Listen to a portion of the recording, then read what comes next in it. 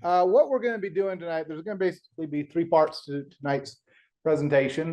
First part, I'm going to give a little spiel about some of the historical factors leading up to the current Russo-Ukrainian war. Then Wyatt is going to talk about his experiences in Ukraine. If you read the description of this event, you know that he served for a 6-month stint with the Ukrainian military fighting for the freedom of that country. And then we'll do a little Q&A. I've got a few questions that I have prepared for him. We may or may not get through all of them, but during the Q&A, as I'm asking questions, you all can feel free to jump in and ask him or me questions as well.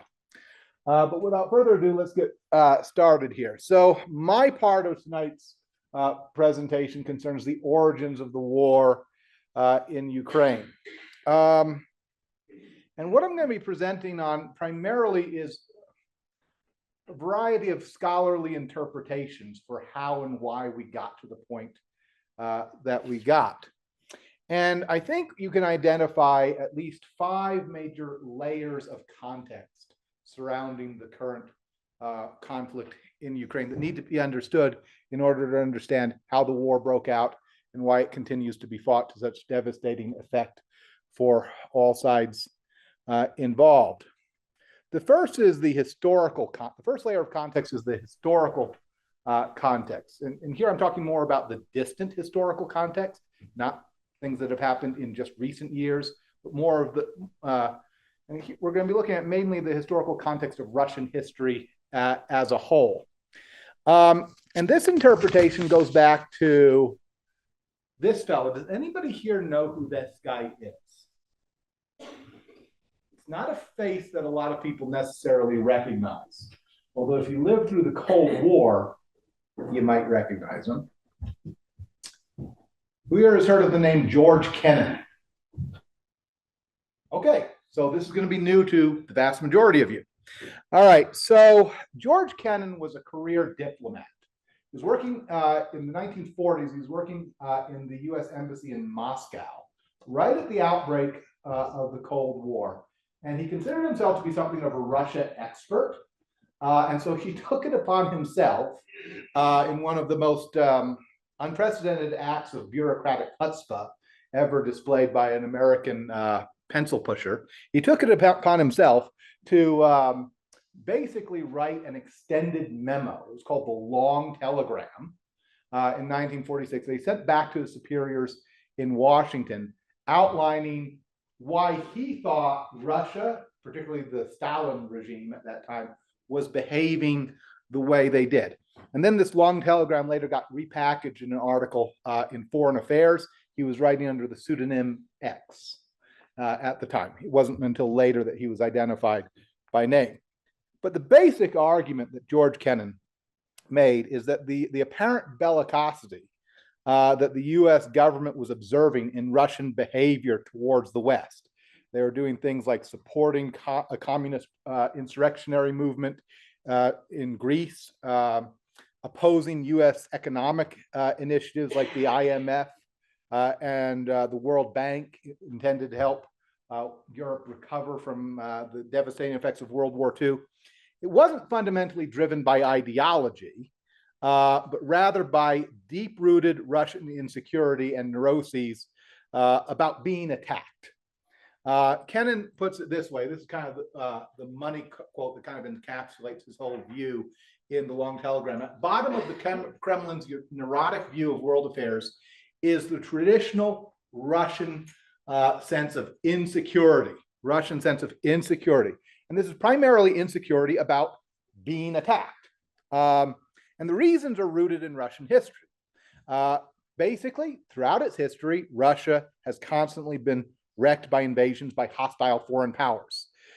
First, the Mongols, and then the Teutonic Knights in the 13th century, Napoleon in 1812, the Allied powers, including the US, Great Britain, and Canada, yes, Canada, even after World War I, the Nazis to devastating effect in World War II.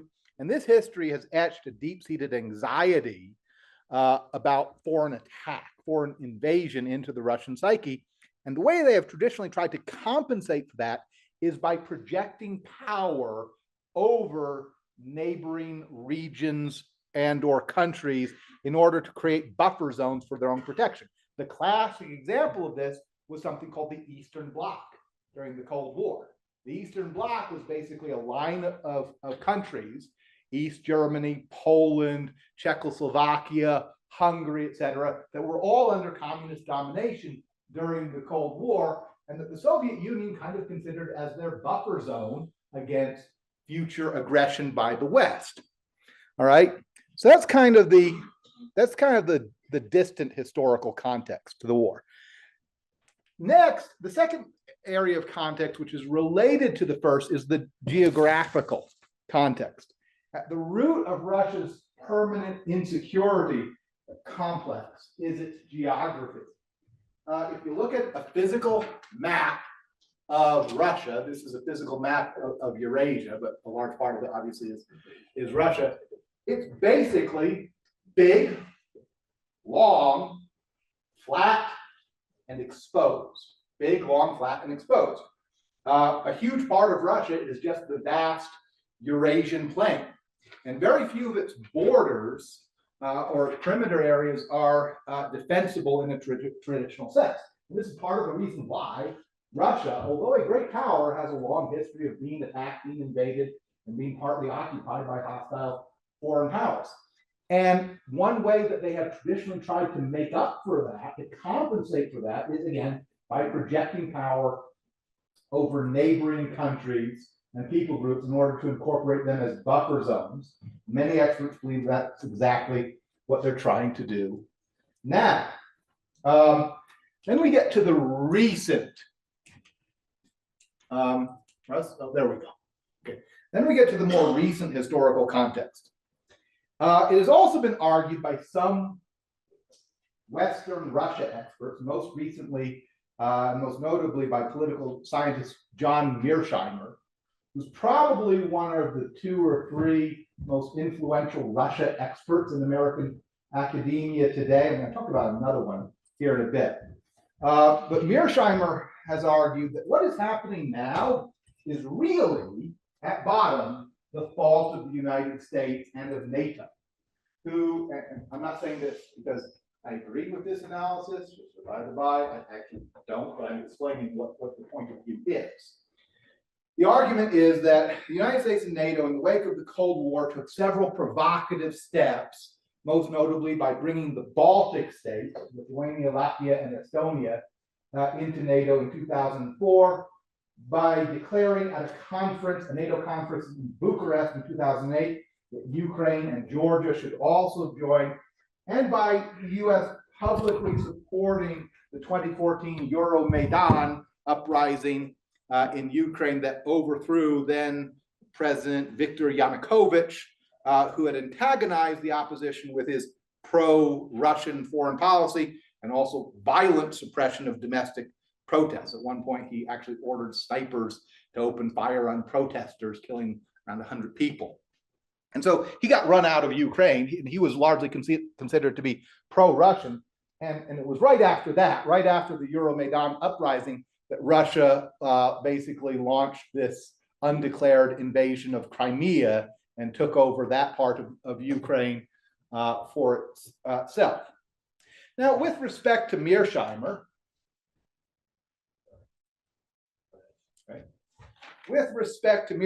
many other Russia experts, including Princeton University historian Stephen Kotkin, an expert on Soviet history, have vigorously disputed his thesis. In an interview with The New Yorker, Kotkin respectfully disagreed with Mearsheimer, pointed out that today's autocratic, repressive, and militaristic Russia is hardly a deviation from the historical norm, and that long before NATO or even the Cold War, Russia was attempting to exert power over its neighbors in precisely this fashion. As it says in this quote here, what we have today in Russia is not some sort of deviation from the historical pattern. Way before NATO existed, Russia looked exactly like this. And Kotkin goes on to argue that what he calls internal dynamics within Russia particularly its aspirations for great power status, and also the fact that those aspirations are constantly being frustrated by its deep-seated tendency towards repression and corruption, have historically driven it towards a posture of hostility or bellicosity towards outsiders, and especially the West, and really especially the United States over the last 3/4 of a century or so. Another layer of context, number 4, to this conflict is the demographic context. There are other more recent scholars, including influential geopolitical analyst Peter Zeihan, who have argued that demographics played a role in Russia's decision-making. Russia, Zeihan has argued, committed to this war at this time, partly in response to its own rapidly decaying demographic situation. This is not something unique to Russia. Most of Eastern Europe looks like this, demographically speaking. But Russia has a rapidly aging population with a catastrophically low fertility rate, about 1.4 births per woman in 2022. And this is one of the more shocking stats that I uncovered in researching for this part of the presentation. From 2019 to 2022, nearly twice as many people died in Russia as were born. Now, you might look at this and say, well, if they have this, decaying demographic profile, why on earth would they commit to a catastrophic war like this that's likely to only make their demographic situation even worse? And that would be a perfectly rational way of looking at the data. Another, maybe not so rational way of looking at the data would be, if we're going to invade, we better do it now before we lose the manpower edge that gives us the ability to occupy and conquer Ukraine in the first place. So the idea is that maybe their decaying demographic situation put pressure on them to act now as opposed to later. And then lastly, we come to the personal context, by which I mean the Putin context. As important as all of the aforementioned historical, geographic, demographic, and geopolitical factors may be, it's important to remember that war is ultimately a political decision, which means that it's made by what? Politicians, made by leaders. It's made by people. People have their own deep-seated thoughts, beliefs, values, ideas that end up being crucially important. Now, as it turns out, Vladimir Putin, less than a year before he made the decision to invade Ukraine, he published an essay which was published in Russian, Ukrainian, and English, because he obviously wanted it to have wide distribution, in which he explained his view of the relationship between Russia and Ukraine. And in that essay, he repeated over and over again that Russians and Ukrainians are one people, sharing a common linguistic, cultural, religious, meaning Orthodox heritage, going back to the ancient Rus, ruled from the 9th century by princes of the Rurik dynasty from their ancient capital at Kiev. In many ways, the history of Russian civilization begins in Kiev. And according to Putin, Russians and Ukrainians were only separated due to what he called mistakes made by Russian leaders, particularly during the Soviet period, when Ukraine was designated to be one of the socialist republics that made up the old USSR. Another mistake, he argues, was giving these republics the right to secede in the old Soviet constitution, which is actually something that was in the Soviet constitution, unlike the US constitution, which the founders of the USSR probably never envisioned being acted upon. And Putin basically says that this was a historic mistake. It allowed for the separation of two peoples that were really one people that never should have been separated. Now, Putin says a lot of other things in this essay, which were later shown to be completely untrue and probably meant in bad faith. For example, he promised at one point in the essay to leave the fate of Ukraine up to the Ukrainian citizens. And of course, less than a year later, he launches the largest land war in Europe since World War II in order to precisely not do that. But it does appear that the central contention of the essay, the idea that Russians and Ukrainians are one people, was and is something that he genuinely believes in, even if most Ukrainians manifestly do not. Now, it's also important to remember that while wars may be decided by politicians and leaders, they're generally not fought by them. Instead, wars are fought by ordinary people, men and women, who have to decide whether to put their lives on the line for a cause and how far they are willing to go in the service of that cause. It's always important to remember that. Ordinary people have to fight and win wars. Ordinary people still get a vote in the outcome of these great geopolitical contests. And in a great surprise to many people, both in the West and in Russia, especially in Russia, I imagine, turns out that the Ukrainians were willing to put their lives on the line and to make almost any sacrifice imaginable in order to preserve their independence, a thing that they continue to do to this day. And they're not alone. Throughout this conflict, a small but significant number of foreigners, mainly from Europe, Canada, and the United States, have likewise put their lives on the line in order to defend the freedom of Ukraine.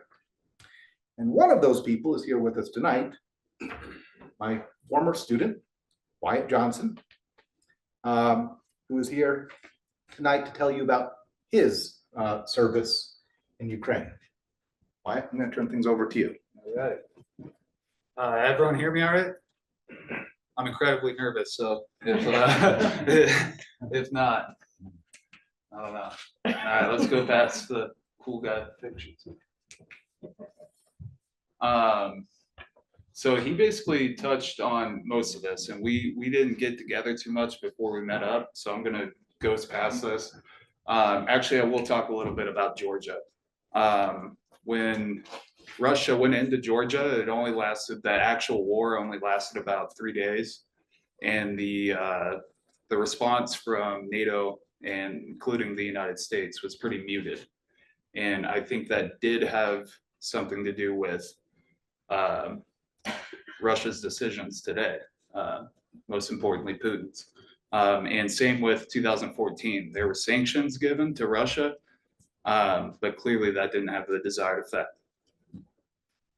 Oh, and in Syria and Latin America, same thing. You know, Russia's trying to broaden its sphere of influence, and they do it in Latin America. That's kind of why they got involved in Syria. They saw an opportunity to go into Syria, help Assad, and basically go against the United States, because we of course don't like Assad.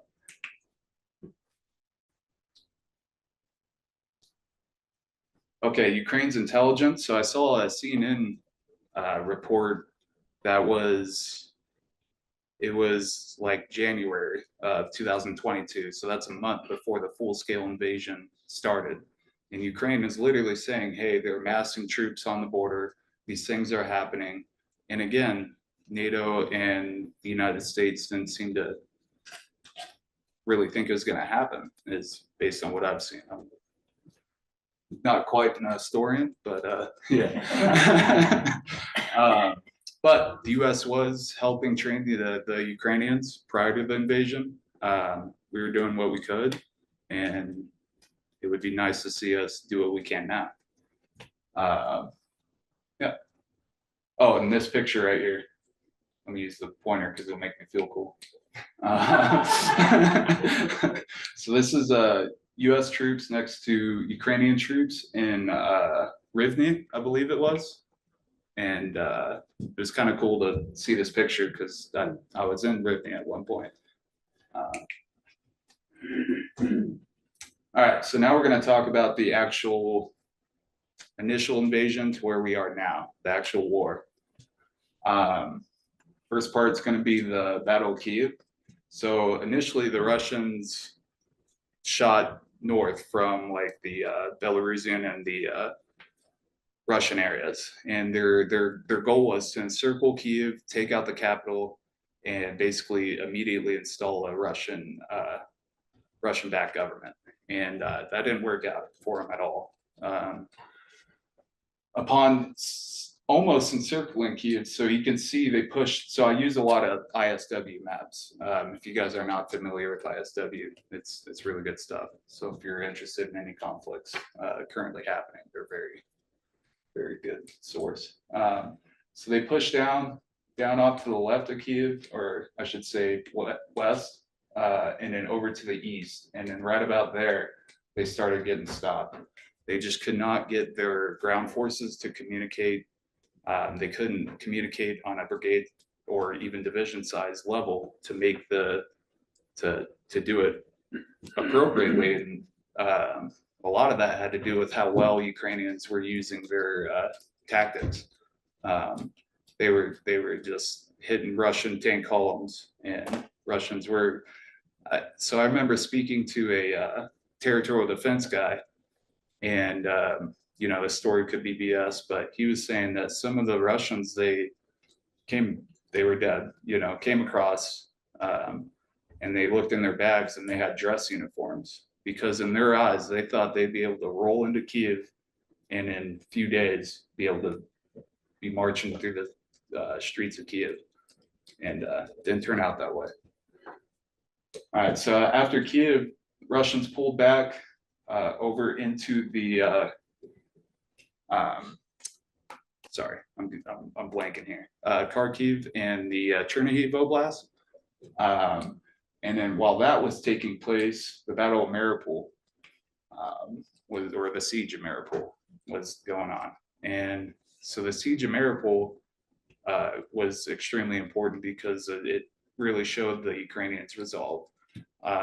They were trapped in there for almost 4 months, and they continued to fight for those 4 months, giving the Ukrainian military time to meet them in the Donbass, meet them in the south and Kherson, and yeah, very important battle. I remember walking through the streets of Kiev, and there would be posters posted up saying "Free the defenders," talking about Mariupol. So after all this happens, the lines get a little bit stale, and by that I mean there's not a whole lot of movement on either side. And so at this point, I'm in the Chernihiv Oblast. We were in a town called Ivanivsky, and we were there to prepare in case Russia decides to open another front and attempt again to come from the north. And I remember looking on the news and just seeing that out of nowhere, it seemed like the Ukrainians completely pushed the Russians out of Kharkiv, and then pushed them to the Dnieper River right there in Kherson, which is just amazing. And I think that's very important because it showed the West that they can win, and they will win. And then Battle of Bakhmut, I just thought it'd be important to bring up because I participated there as well. And that, again, that just showed Ukrainian resolve. It was extremely, just every inch the Russians had to pay for it. And the city's basically lost now. The Russians finally got it, but the Ukrainians definitely made them pay a price for it. To my understanding, a lot of the Western nations were trying to get Kiev to pull out of Bakhmut, so that way they can refit their forces and maybe even do a counterattack, but they weren't willing to do it. And in my opinion, that kind of worked out because they inflicted a heavy toll on Russian forces there.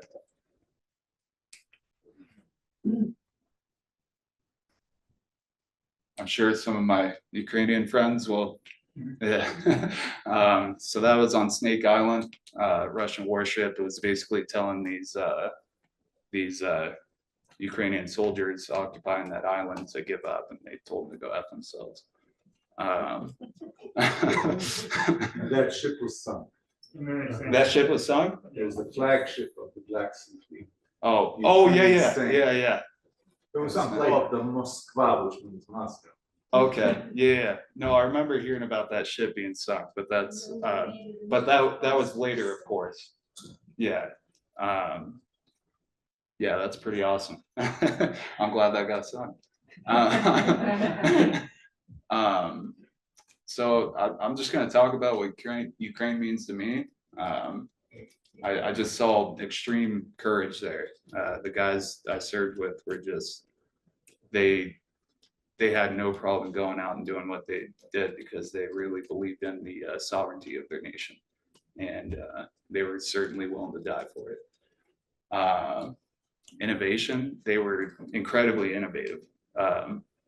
You know, like the use of drones in the war is crazy because they're able to take these, I don't know, couple $100 drones, strap a grenade to it, fly it over Russian equipment, Russian personnel, and they've been wreaking havoc on the Russians with those type of techniques, with just innovating and stamina of the fighting spirit. So every bar I went into while I was there, yeah, I went to bars. Yeah, I needed a break.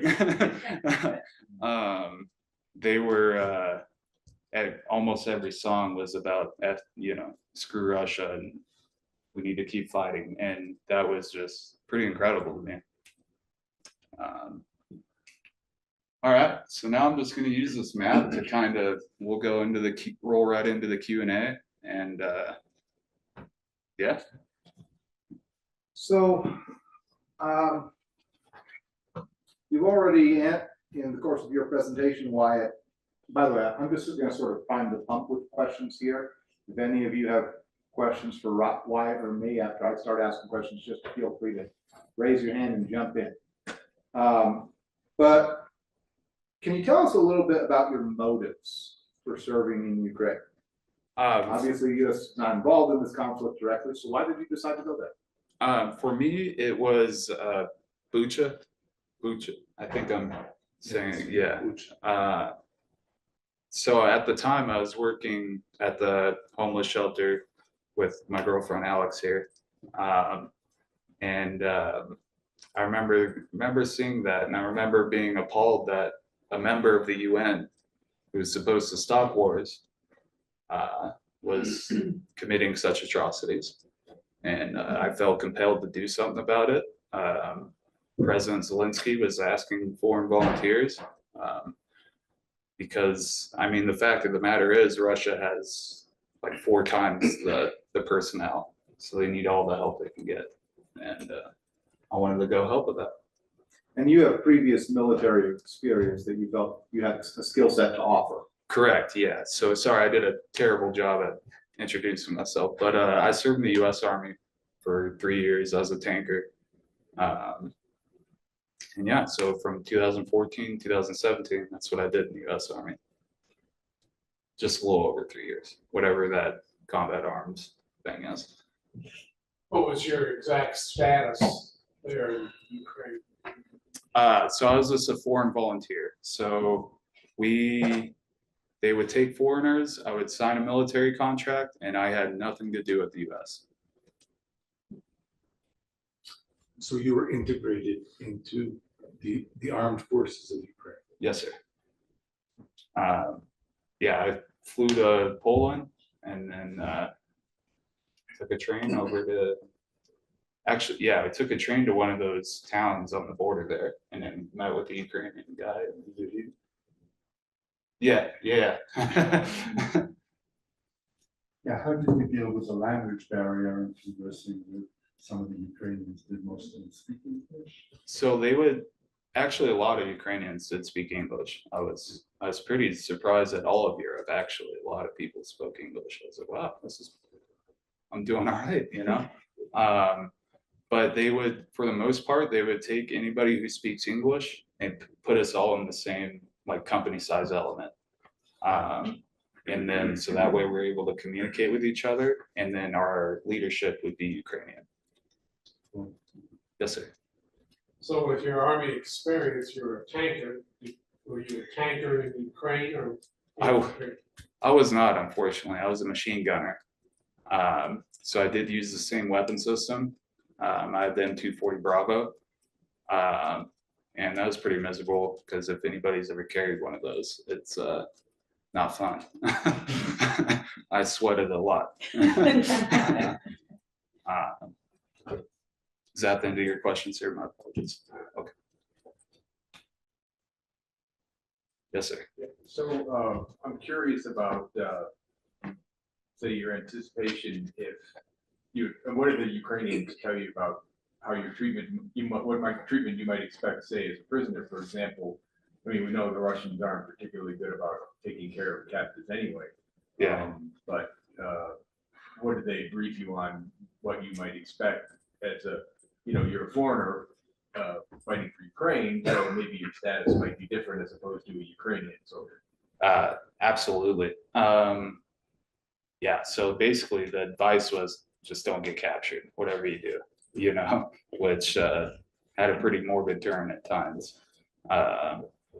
But we weren't even, they didn't even want us speaking on the radio, because if the Russians heard us on the radio, they would target us because they wanted to kill foreign volunteers. Yes, sir. How much training did you get, or did they just give you a helmet and a bandolier of machine gun ammunition?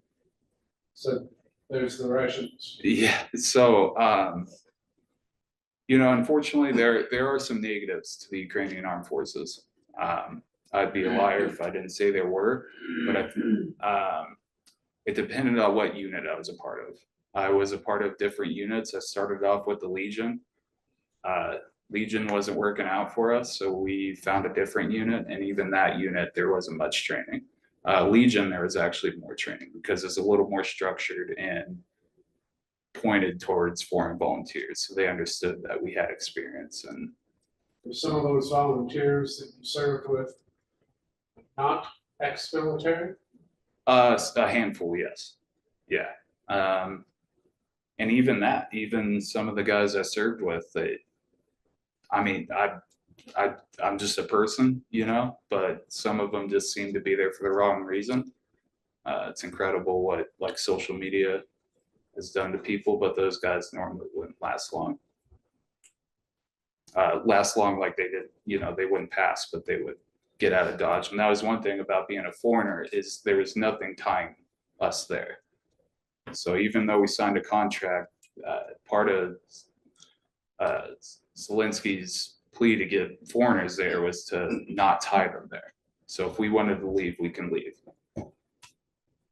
Can you explain what the Legion is and what some of the other groups are, and why the Legion didn't work out for you? Yeah. So the Legion was a unit designed specifically for foreign volunteers. It didn't work out for me. It just seemed so different in different units. Like the like modern Western militaries have a very standardized way of doing things. So you can go to any unit and you're gonna at least be able to function. Every unit's gonna have their own SOP, standing operating procedures, and you'll be able to function. Whereas the Ukrainian military is like, you find one unit and they were like spot on getting stuff done, and then another unit, not so much. What wasn't working out for me in the Legion was they just kept us in the rear and wouldn't really feed us. And yeah, that's about it. And so yeah, yes, sir. I'm curious about your thoughts, both of you, regarding how do you see this resolved? Honestly, Wyatt, can you repeat his question? Yes, absolutely. So how do I see this? How do I see the war being resolved? Was that okay? I think it's going to be extremely difficult for them to take all their territory back, including Crimea and the Donbass. That's going to be, you're talking years at least. And frankly, I don't think they have the manpower for that. I see this whittling down into kind of like a North and South Korea deal. to where both sides get tired of fighting and there is now a DMZ. I wish that wasn't the case at all. However, I still think that's a win for Ukraine, because for a country, I don't know, a little bit bigger than Texas, to be able to hold off Russia is extremely incredible. What's for, I mean, in that scenario, what's to stop Russia from just rebuilding and pushing through? Well, and that's the problem, and that's why I don't think Zelensky's want to come to the table yet, because there was actually a sort of accord after 2014 to where they weren't supposed to invade. And Dr. Hernando, maybe you can back me up on that. Sorry, could you repeat that? Why? There was some sort of, I want to say, is that of Munich? After After it's Minsk. The Minsk, Accords. sorry, yeah. The Minsk Accords, like all other treaties or agreements of any kind that Russia ever signed Yeah, in history, and then they ended up doing it anyway. they always break them. And it's been going on for centuries. Right. And so to your question, not much unless the West is willing to back it up, you know? I don't remember if it was a part of the Minsk Accords or another agreement, but I do know that after the Cold War was over, a deal was inked between Russia and Ukraine, whereby Ukraine voluntarily gave up its nuclear arsenal, because after the Cold War was over, there were still nuclear weapons left on Ukrainian soil. Right. The 1994 Budapest Memorandum, Okay. which was pushed by the United States, Yes. Russia, Yeah, we And pushed Britain. for it because we believed in nuclear non-proliferation. but what always boggles my mind is they decided that Ukraine should give up. This is the third largest nuclear arsenal in the world, the only country ever to voluntarily give up all of its nuclear weapons. And In they exchange told for a Ukraine to promise give them to Russia. Yeah. In exchange for a promise that Russia would never attack. And What were they able to do with their promise? Well, Ukraine gave nukes back. So one side held up the promise. all right. Donovan has a question online, so I'm gonna unmute him. Okay. Hey, Donovan. Hey Wyatt, what's going on? Can you hear me okay? Donovan, Can you hear me? Oh yeah, I can hear you now. we can now. Okay. So when I watch mainstream media, I also got a lot of it on my YouTube feed, and a lot of what I see is that the the Russian military is kind of ill-equipped for this. Everything from tanks. I've heard. I got a Ukrainian friend who's she lives here in the States, but her family's still there, and her brother's serving on the Ukrainian side. So she'll send me pictures of a tank, a Russian tank, for example, but inside the tank, instead of having the proper equipment, they'll have like a desk chair set up in the tank as opposed to like what should be in the tank.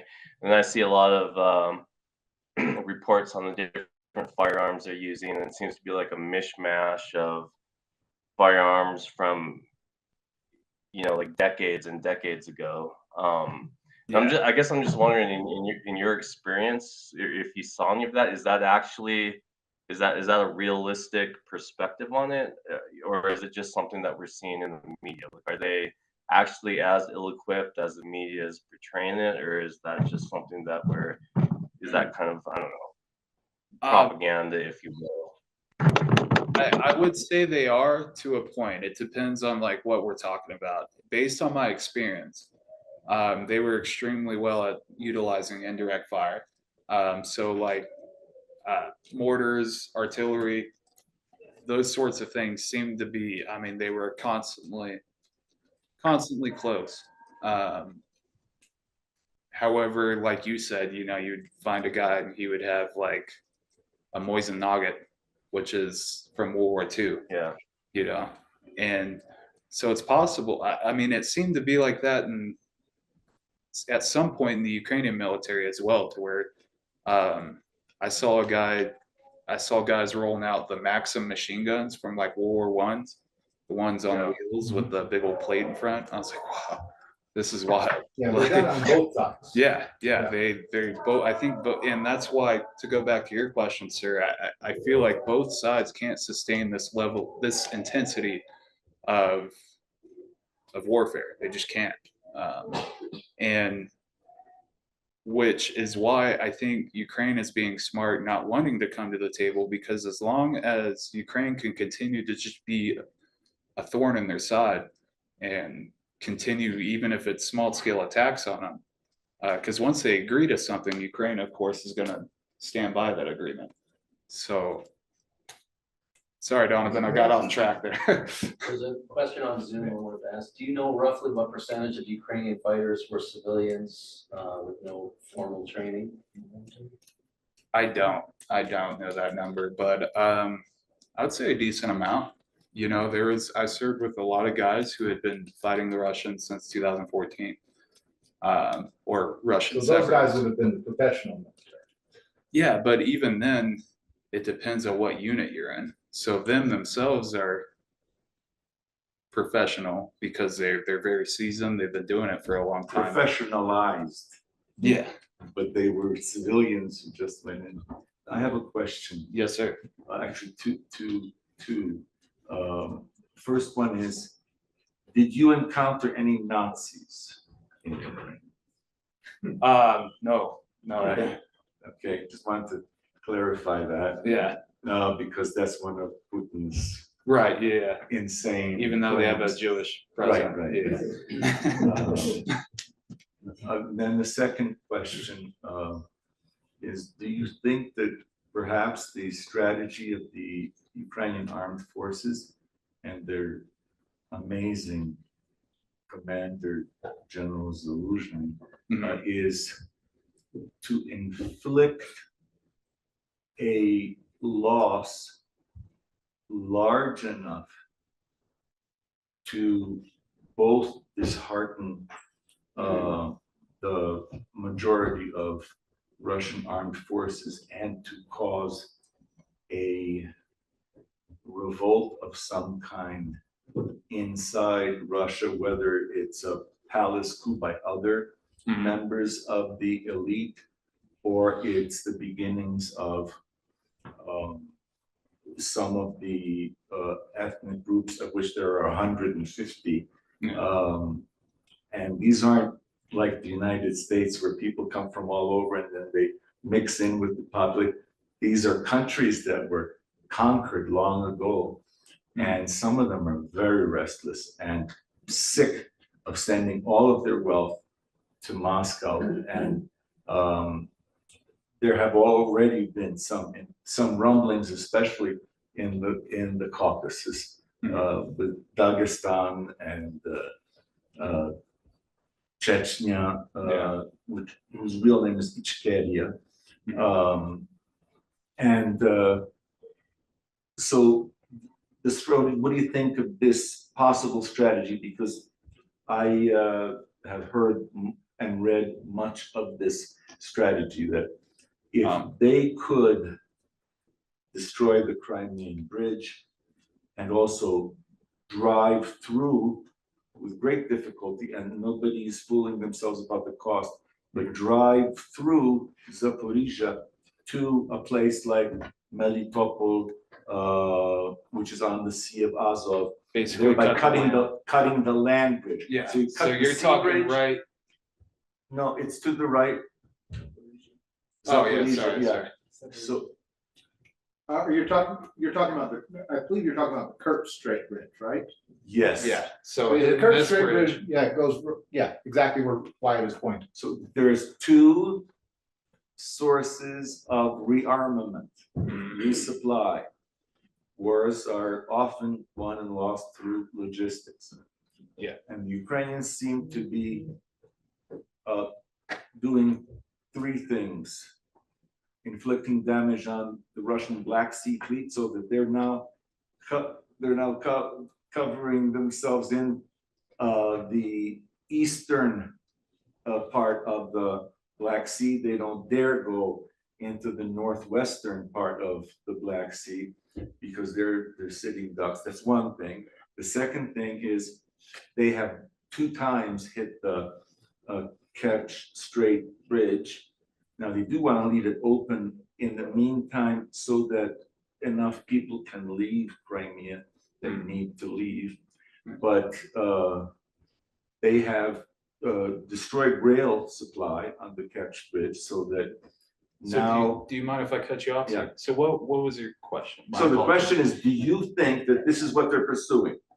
Because yes, Kherson, yes, Avdiivka and all that, but do you think that the main thing is to cut the land bridge, I think cut the Kerch Bridge, Mm. and cut the access of the Navy so that resupply is impossible, thereby leaving the Russians in an untenable situation?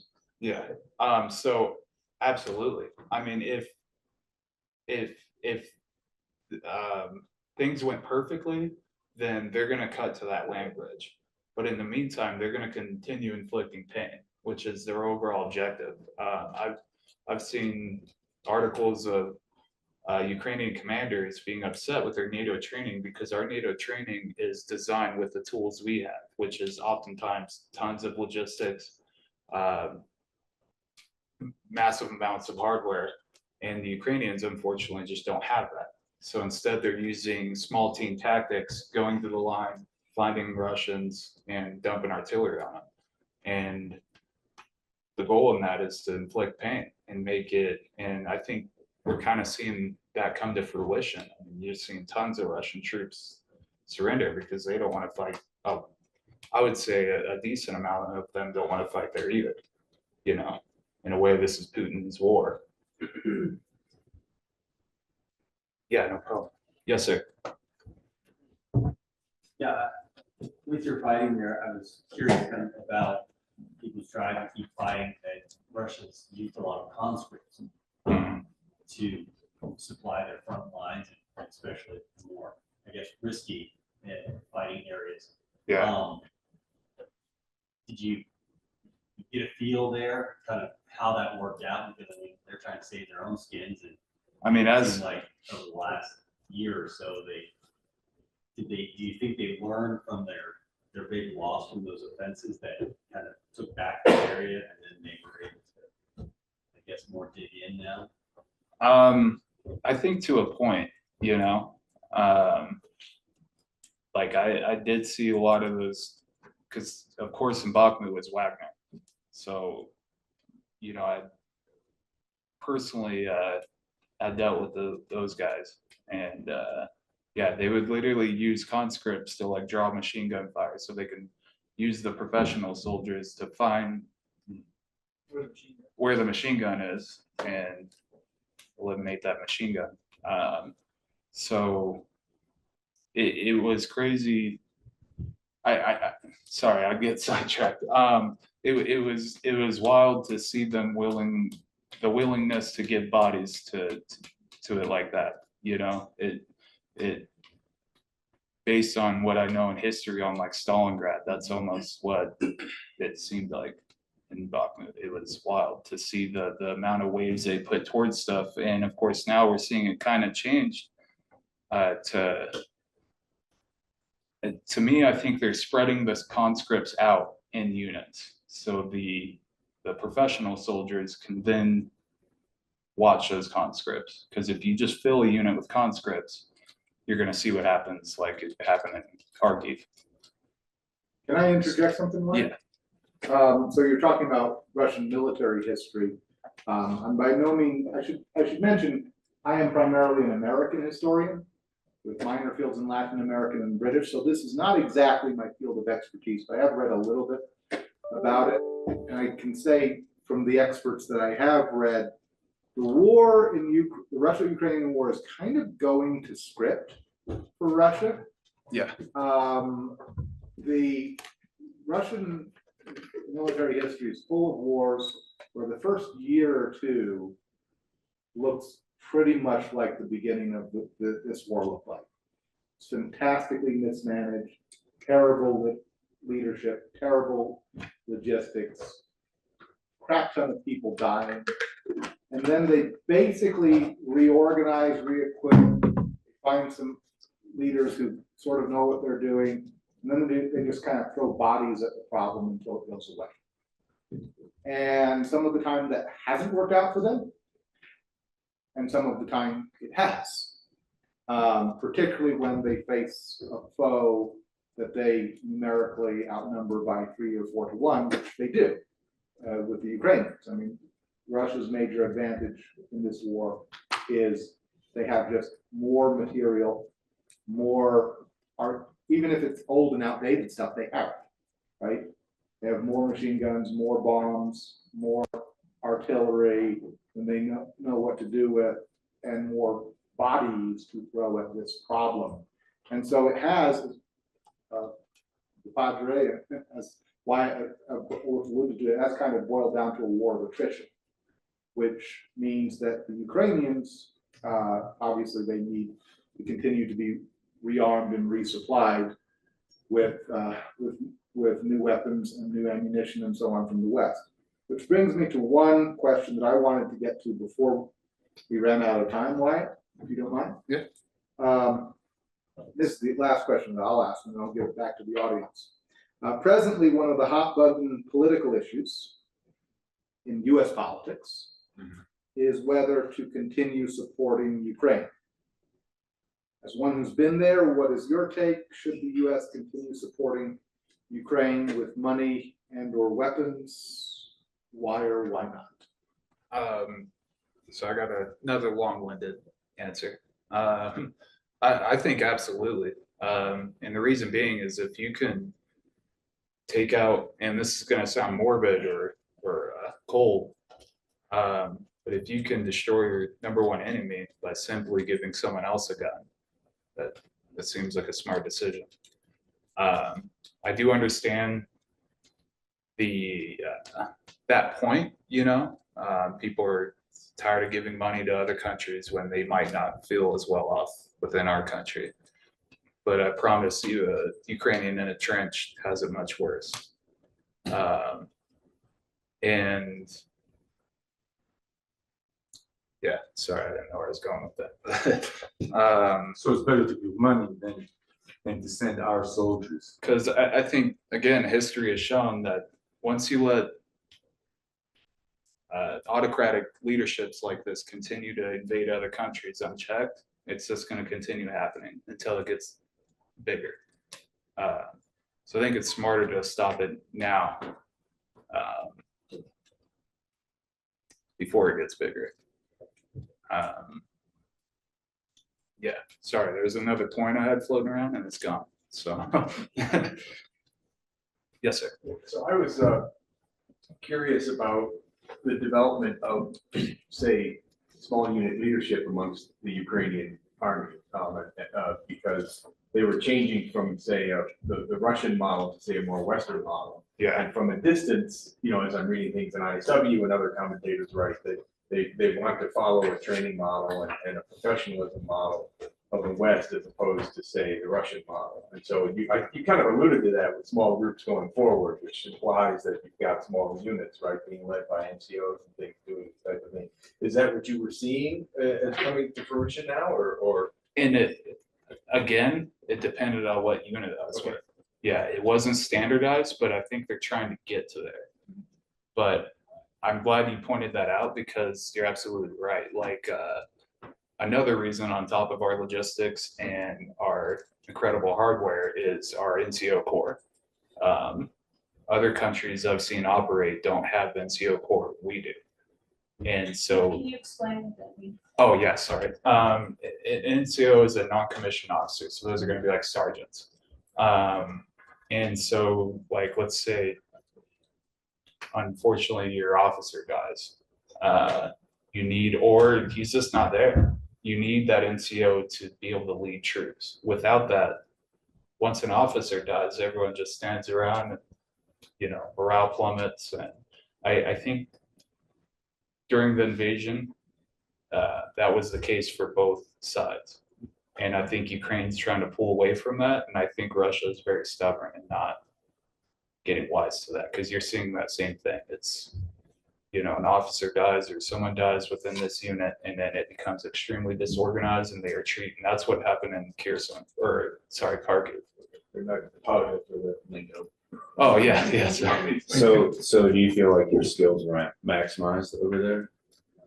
I would have felt a lot better in Abrams, you know?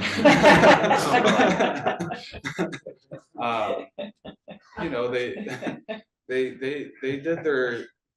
their best to utilize what I knew. You know, I had a 240, that's what I operated on my tank.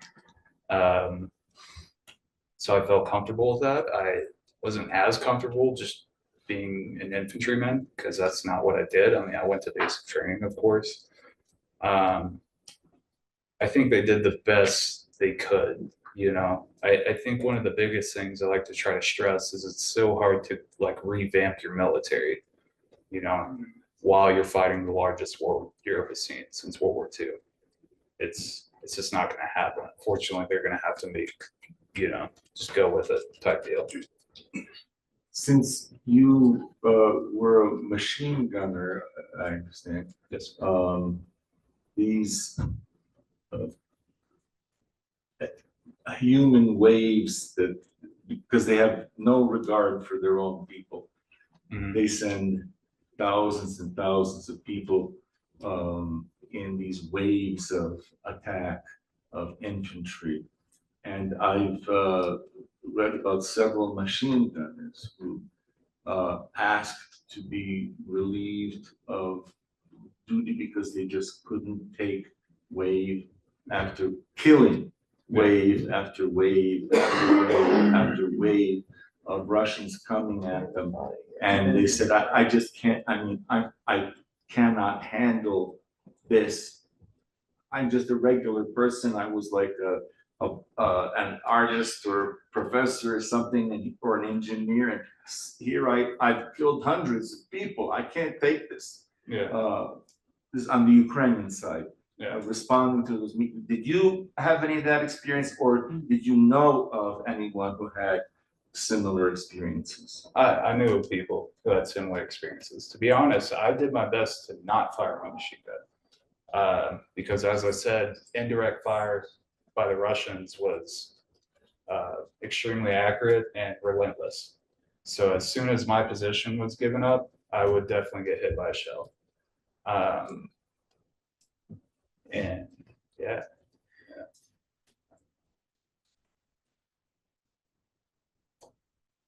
Yes, sir.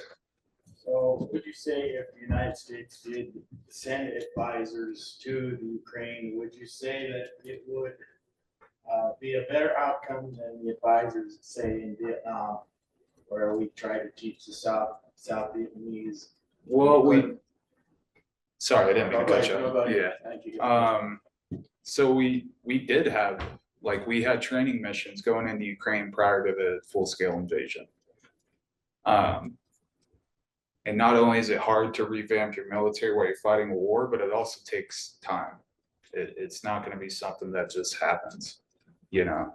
So I think Ukraine has come a very long way from where they were 10 years ago, or even 20 years ago, much, much farther than they were. But they're of course not to our standard, but it's hard to compare those two because, I mean, our military is used to fighting anti-terrorist operations and stuff like that, and it's a whole different ballgame to be fighting like trench warfare, just basically like what it seemed like. I mean, not to compare the two or anything. I'm not saying one's worse than the other. I'm just saying they're very different.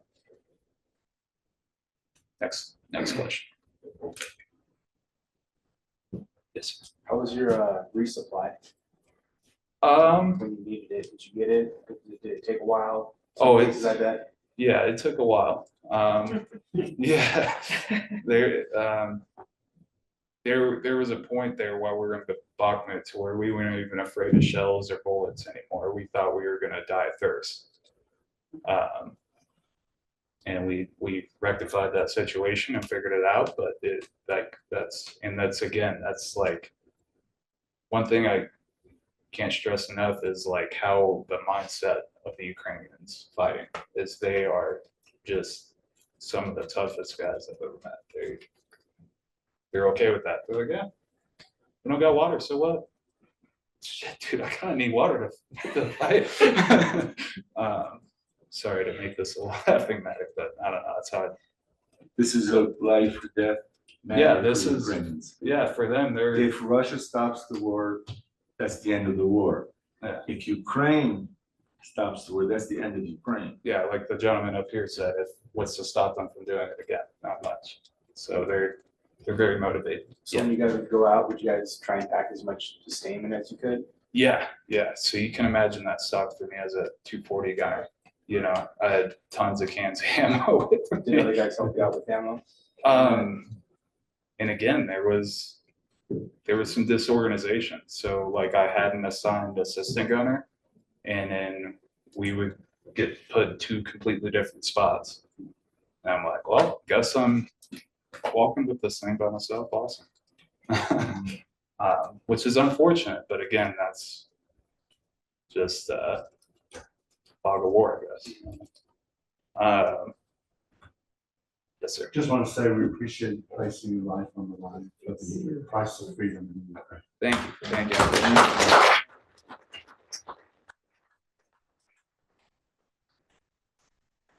The real heroes are still there.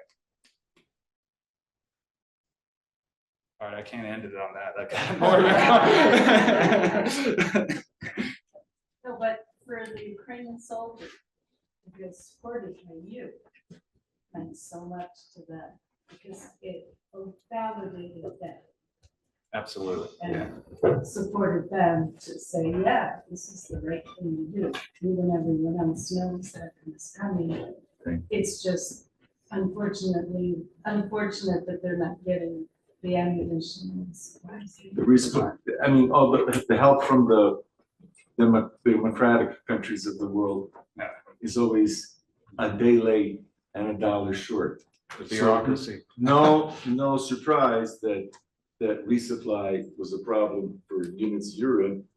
The whole Ukrainian armed forces are facing that. Yes, sir. I mean, and just to go to that point, one last thing, guys, and we'll get y'all out of here.